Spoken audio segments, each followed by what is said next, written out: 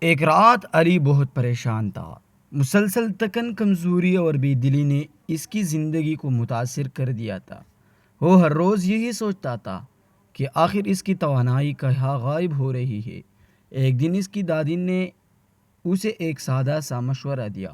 انہوں نے کہا، بیٹا، سونے سے پہلے ایک خاص غذائی مشروب آزما کر دیکھو، لیکن صرف ایک رات نہیں، چند دن باقاعدگی سے۔ علی نے پہلے تو اس بات کو عام سا گھریلو مشورہ سمجھا، مگر جب دادی نے اس کے پیچھے موجود غذائی فوائد بتائے تو اس کی دلچسپی بڑھ گئی۔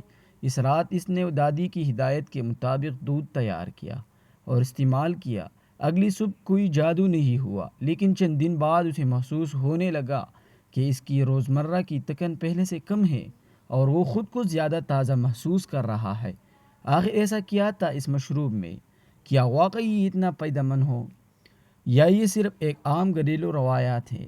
آج کی ویڈیو میں ہم اس راز سے پردہ اٹھائیں گے، اس کے ممکنہ فوائد جانیں گے اور یہ بھی سمجھیں گے کہ صحت مند زندگی کے لیے صرف ایک نسخہ کافی کیوں نہیں ہوتا۔